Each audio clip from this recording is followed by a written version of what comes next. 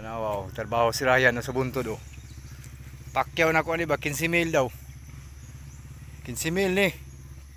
Pagbungkal ng anak niya oh. Pero ang istorya ng presyuhan na si Jirek 15. Pero ang klaro pagka-istorya gibayad na ko sila ni 1.5 ra. Oh, tanawa na ingon ninyo. Nay diwindi. Wa may diwindi ng pagkita. Ana hinoon daghan tanawang yuta o nga bangag oh. Nao. Oh. Tanawa ebidensya oh. Muna ako agad na siyang videohan para makita na ko ang ebidensya.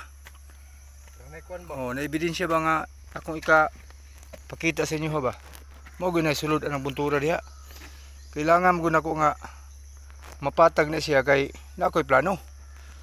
Kung saan pagkatuman sa imong plano kung naay maharang, kailangan mo wa na mga harang-harang para tuloy-tuloy imong plano. Karon pag mapatag na diha.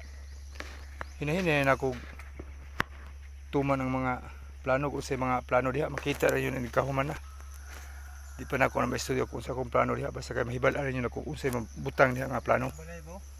Humano sana. Bangag sa anay ganina. Nga bangag-bangag oh. Tanawa laon abot sa ilaw mo siguro ba oh. No? Kana ri may grabe yung bangag-bangag. Yaw ilang balay oh. Style ba oh. No. Abot sa ilaw siguro na. Ang sabi sulod anak, disod po mga diwindi, wak mo ko diwindi ng pagkita, anay man eh. O diwindi ng pagkita, bisag di siya magpakita, ihalan tang istoryahan, niya makadungog ta nga naaday siya diha. Malugod siguro di na mo padayon eh, dili lang humanon kay naamad siya diha, pero kawa maistorya. Anay man, bombahan, hapit na kayo na human eh.